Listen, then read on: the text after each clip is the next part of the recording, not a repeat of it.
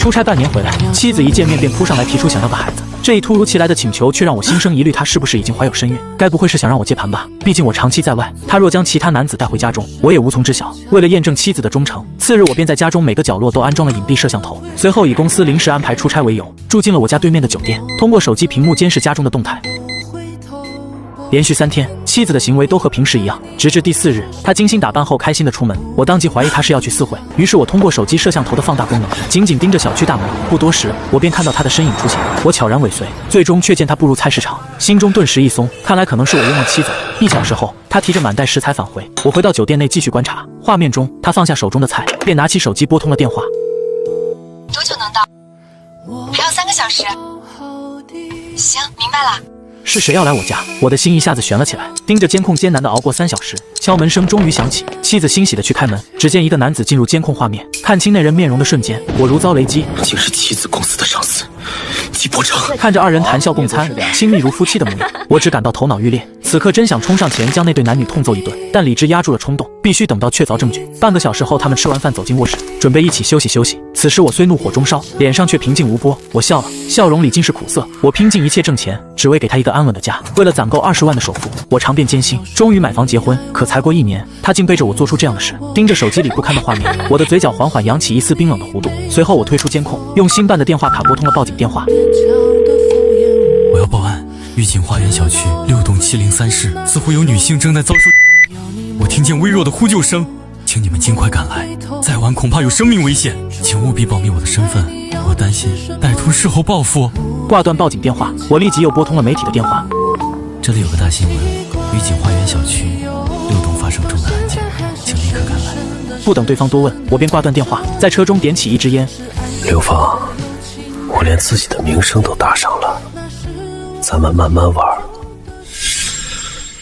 我再次打开监控中那不堪的一幕，边看边低声评论：长相一般，身材不如我，不过好歹是个公司老板，也许比我有钱。刘芳，你要是为了这就背叛家庭，那我真是瞎了眼。不久，数辆警车来到小区，警察上楼后，小区居民也纷纷围观。随后，那名媒体的记者也带着摄影师出现。我笑意越加的浓烈，笑着笑着，眼角滑下几滴泪。约半小时后，警察带着衣着整齐的刘芳和纪伯昌上了警车。机灵的记者混在人群中拍照，围观群众也纷纷拿起手机拍视频。我听说是入室侵犯啊，这男的可真是败类。你可别胡说，你哪来的消息？我告诉你们，那女的就住我楼上，她丈夫经常出差，她老公不在时，我常听见楼上有那种动静，分明就是在偷情。哎，这事儿我也知道，本来想找机会告诉她丈夫，现在看来她丈夫肺都要气炸了。我确信他们2人彻底出名了，而我也将在这次事件中成为受害者，目的已达到，接下来只需等待警方通知家属领人。我迫不及待想看到妻子面对我时的表情。回到酒店不久，便接到警方的来电。这里是汉州市公安局，请问是王先生吗？我一脸得意的微笑，语气却故作困惑。请问有什么事吗？我们接到报警，称您老婆遭受侵犯。我急忙打断对方。你说我老婆出事了，你没弄错吧？你该不会是诈骗电话？先生，请您冷静。我老婆叫刘芳，你确定是她？那她现在到底怎么样了？警察2次被我打断，这次他的语气很重。先生，请先听我说，您老婆并未受到侵犯。我故作释然。那就好，那就好，幸好刘芳没事。但她出轨了，经调查，双方属于自愿行为。警察这突兀的一句让我沉默良久，假装深受打击。但隔壁老王的我被隔壁了，也确实很受打击。王先生，你还好吗？我们知道这难以接受，但你千万要想开点。我的声音透出苦涩。我没事，只是这消息太突然，我需要消化一下。另外，这件事没告诉我岳父母吧，他们年纪大，身体不好，受不起刺激。电话那头沉默片刻。抱歉，我同事刚才已经通知2楼，他们正在赶来的路上。我嘴角微扬，假装着急。我马上过去。挂断电话，我将手机丢在一旁，仰面躺下。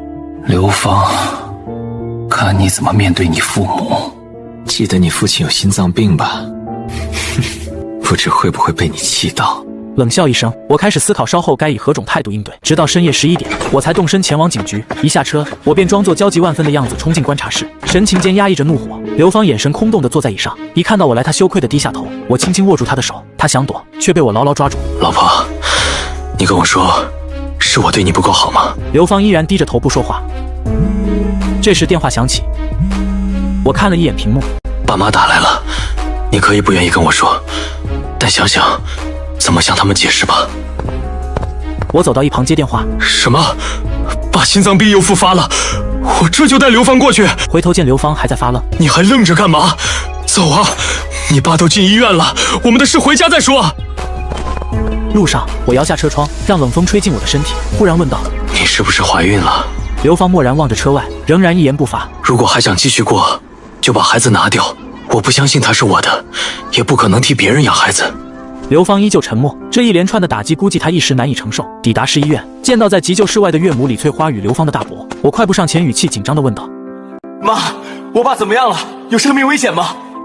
李翠花抓住我的手，满面愧疚。小王，对不起，是我们没教好孩子，让你丢脸了，真的对不起。妈，这事晚点再说，爸的手术费还没交吧？我先去缴费。李翠花拉住我，神色羞愧地说道：小王，我们怎么还好意思用你的钱啊？妈，你和爸一直待我如亲人，我是个孤儿，是你们让我感受到家的温暖。就算没有刘芳这层关系，这钱我也该出。我轻轻抽出手，转身走向收费处。岳母望着我的背影，欲言又止，愧疚难当。她走到刘芳面前，刘芳低头怯生生地喊了一句：妈。别管我叫妈，我没你这种不知羞耻的孩子。李翠花抬手狠狠扇了刘芳一耳光。小王这么好的丈夫，你竟做出这种事，自己想想该怎么交代吧。刘芳抓住母亲的手痛哭：妈，我真是鬼迷心窍了，原谅我这次吧。李翠花用力甩开手，不再理会他，坐回椅上紧盯着手术室。我交完手术费返回时，看见刘芳被晾在一旁的情景，我嘴角浮起一丝淡笑。我也没有理会他，而是走到岳母身旁安慰：妈，别太担心，爸不会有事的，费用我已交齐，后续不够我再补。李翠花既惭愧又感动：小王，是我们对不住你，就算你要离婚，我们也同意，手术费我们会尽快还给你。妈，这些事回家再谈吧。这时刘芳犹豫片刻，缓缓走到我跟前，突然跪下，带着哭腔对我说道：老公，对不起，我知道错了，原谅我这次吧，我保证不会再犯了。我沉着脸假装去扶她。这是医院，有事回去再说。刘芳却哭着抱住我的腿，岳母起身对准她的后脑勺又是一耳光。起来，这是在医院，难道还嫌不够丢人吗？刘芳愕然地看向母亲，她本想借着亲妈在场卖惨逼我原谅，哪怕只是得到我一句敷衍的话，她也能看到一丝希望，却没想到亲妈竟不帮她。我心底掠过一丝讥讽她的心思，我清清楚楚，对于我这样一个连名声都不要了的人，怎么可能还会在乎岳母对我的看法呢？没过几个小时，岳父终于被推出手术室，我懂事地对着岳母说道：妈，大伯，你们也熬了一整夜了，先回去休息吧，我再守着就行。这怎么行？小王，你也累了一晚，先回去歇着吧。而且你和刘芳的事也该回家商量个结果。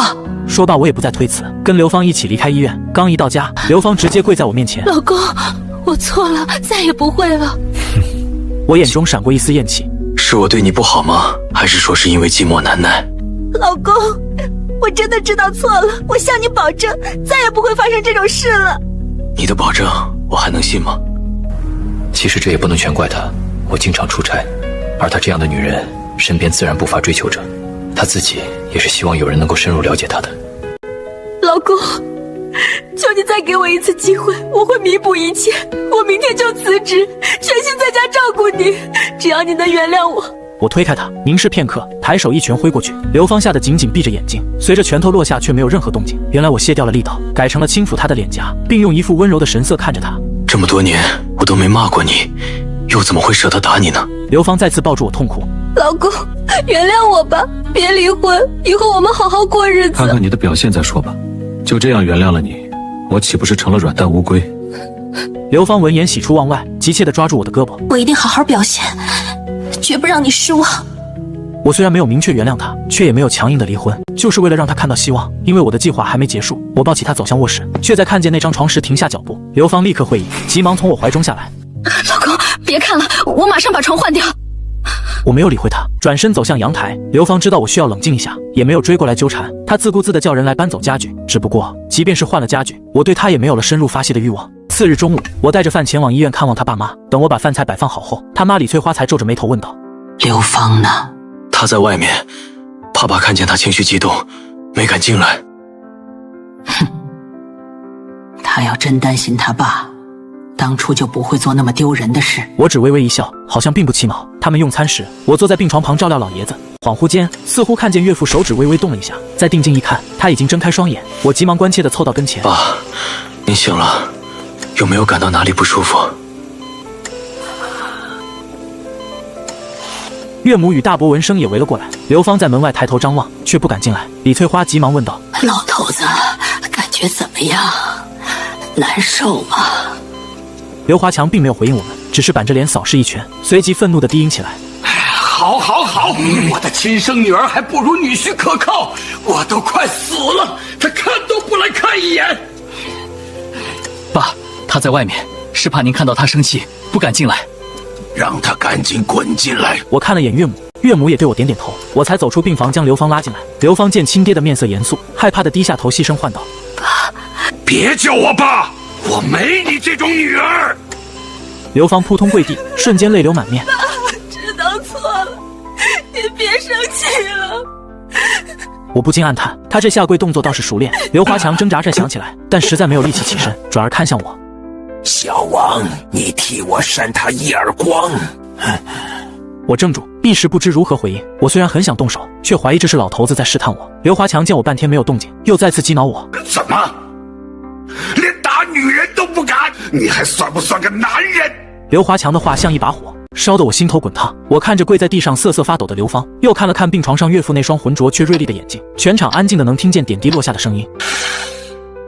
管他是不是试探，反正是你们让我打的，先打了再说。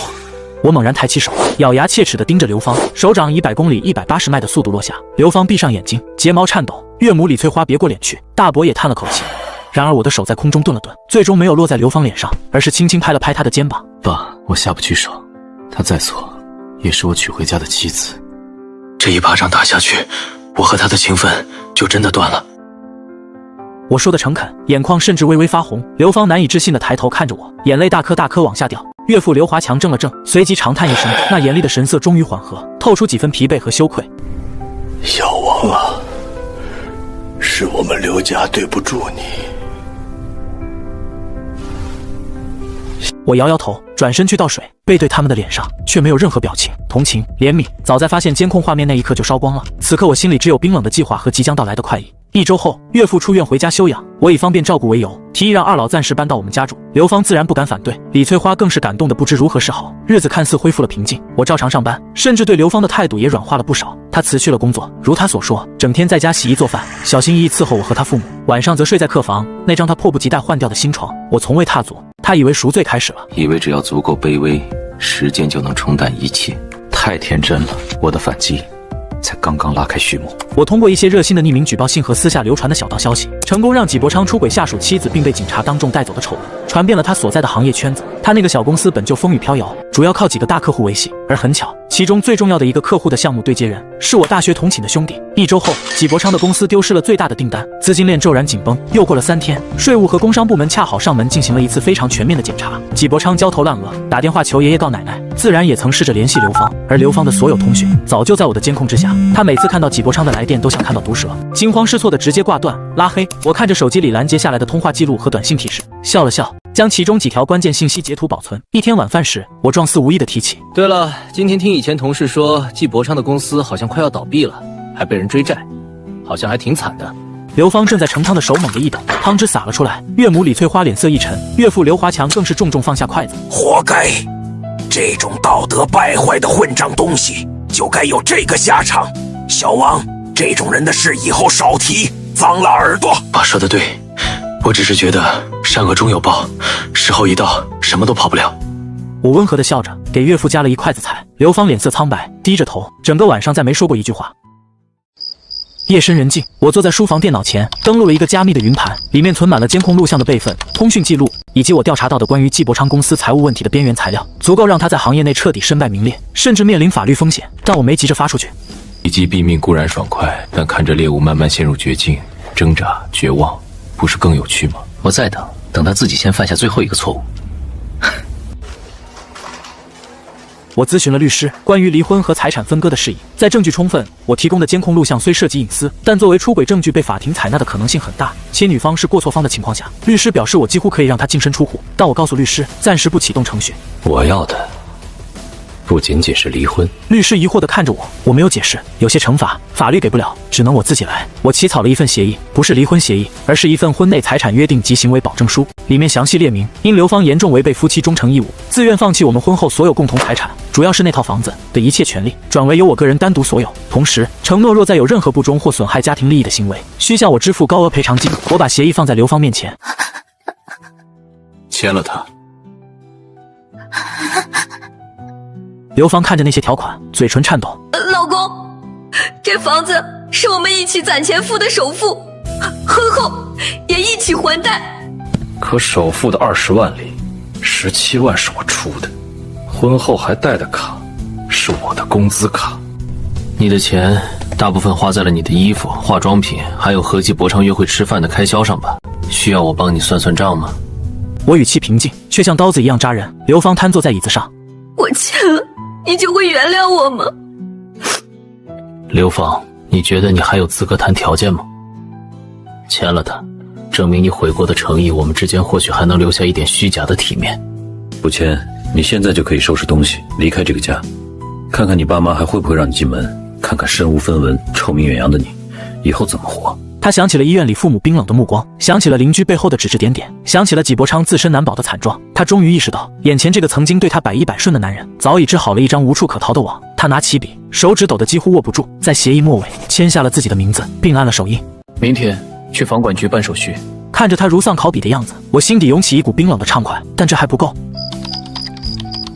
我无意中将那次警察上门记者拍照的事件原委，通过小区里某个大嘴巴的邻居之口，用更加绘声绘色、细节丰富的版本传播了出去。故事里，刘芳成了一个耐不住寂寞、主动勾搭上司的荡妇，纪伯昌则是利用职权潜规则下属的人渣，而我则是一个被深深伤害却仍顾念旧情，甚至愿意接纳悔过妻子的可怜老实人。舆论彻底发酵，刘芳几乎不敢出门，每次出门买菜都要全副武装，速去速回。网上甚至出现了一些本地自媒体扒皮帖，虽然隐去了真实姓名和具体小区，但知情人一看便知，他的社会性死亡完成了。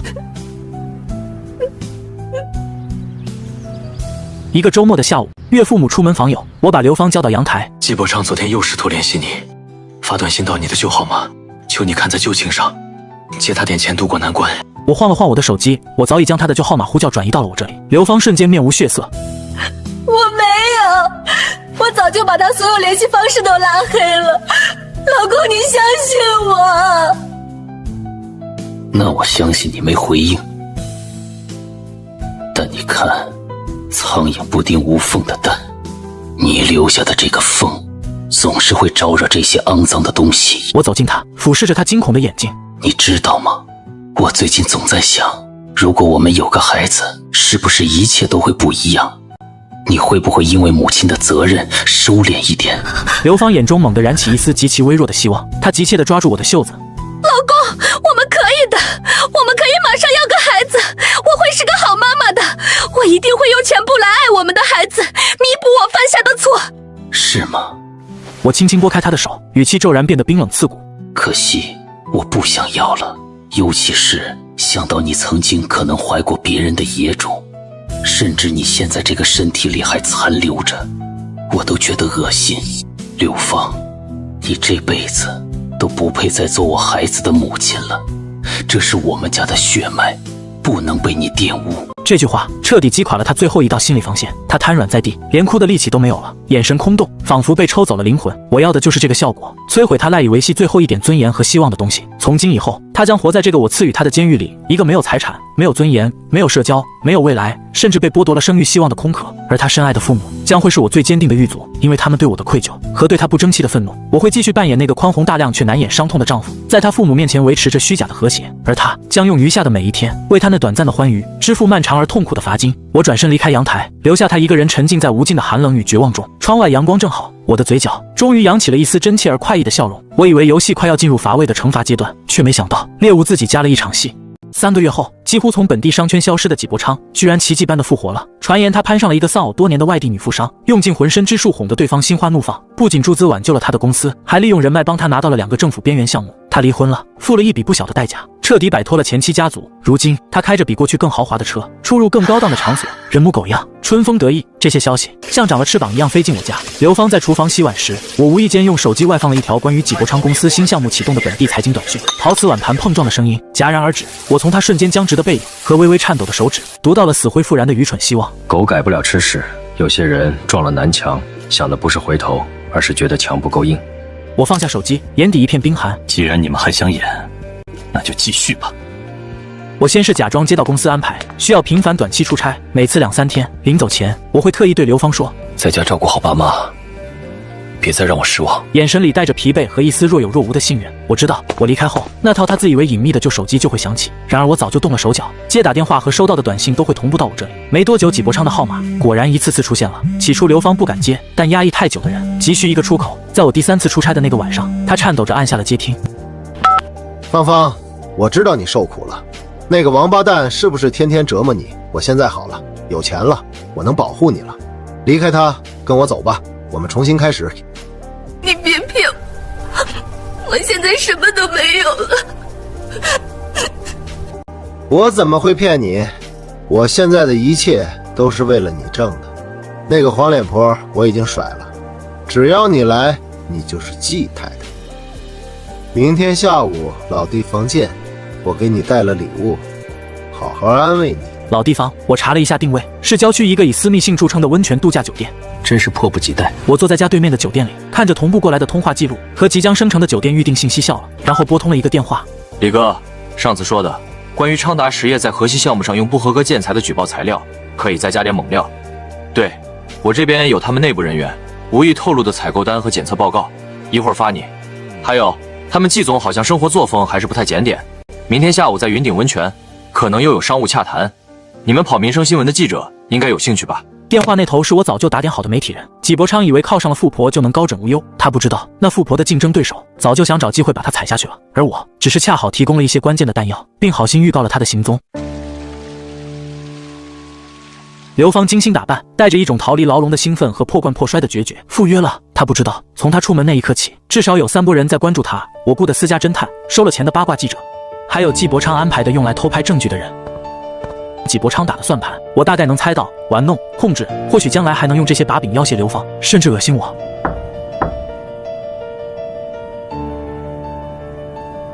他们进了房间，私家侦探在对面楼用长焦镜头记录，记者蹲守在大堂和停车场。起初的画面看起来似乎是旧情复燃，干柴烈火，但很快情况急转直下。纪伯昌并没有他电话里那般温柔，而是动作粗暴，言语充满羞辱。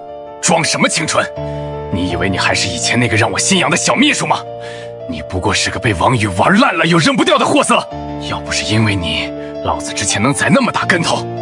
你知道我为了翻身伺候那个老女人有多恶心吗？这一切都得算在你头上。不是的，国忠，我是爱你的。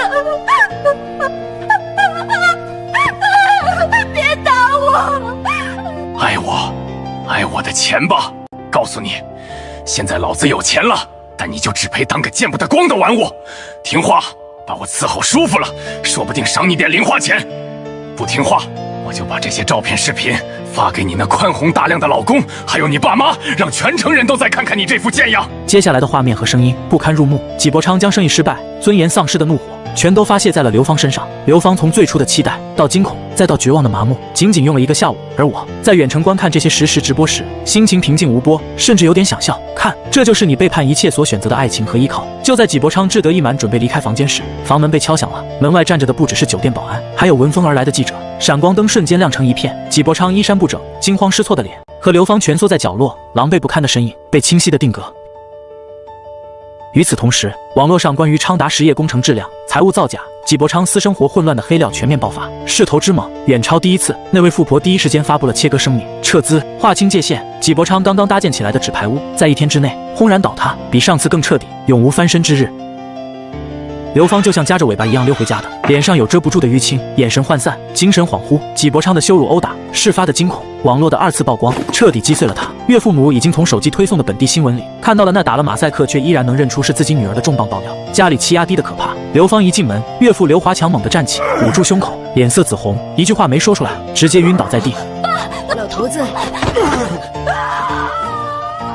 又是一场兵荒马乱的急救。这一次，刘华强没醒来，突发性大面积心梗，抢救无效。病人突发性大面积心梗，我们尽力了，但抢救无效，请家属节哀。岳母李翠花哭晕过去几次，她指着刘芳嘶哑的骂：“滚！你不是我女儿，你是害死你爸的凶手！我永远不想再看见你！”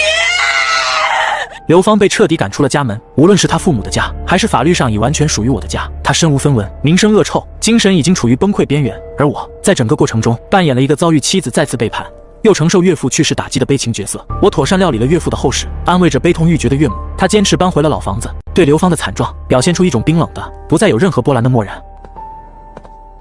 刘芳，我们两清了，你自由了，去追寻你的爱情吧。只是别忘了，这一切都是你自己选的。这句话成了压垮他的最后一根稻草。他开始出现严重的幻听、幻觉，总觉得有人跟踪他、骂他，觉得纪伯昌要来杀他，觉得父母在诅咒他。他流落街头，疯疯癫癫，最终因为在一次企图攻击幻影中的纪伯昌时被警方控制，经司法鉴定患有严重的精神分裂症，被强制送进了市精神病院。我去探望过一次，隔着厚厚的玻璃，他穿着束缚衣，眼神空洞，嘴里念念有词，时而尖叫，时而傻笑，已经完全认不出人了。纪伯昌更惨，事业彻底毁灭，还面临多项指控，债主堵门，众叛亲离，最后不知所踪，据说躲到哪个偏远地方苟延残喘去了。至此，我的计划完美收官。所有伤害我的人都得到了他们应有的，甚至超额的惩罚。我卖掉了那处充满晦气的房子，换了一个全新的城市，用这笔钱的一部分投资了一个小工作室，做我真正喜欢的设计工作。1年后，我在洱海边遇到一个笑容清澈、喜欢画画的女孩，她不知道我的过去，只认识现在的我。我们慢慢接触，彼此吸引。又是一个黄昏，我们坐在阳台，看着洱海的落日余晖。她靠在我肩头，轻声问道：“你总像藏着一段故事，有时候看起来好远。”都过去了，现在和未来才是最重要的。远处的苍山洱海静谧如画，仿佛从未沾染过那些肮脏与血腥。我的新生活在彻底洗牌的废墟上，安静而扎实地开始了。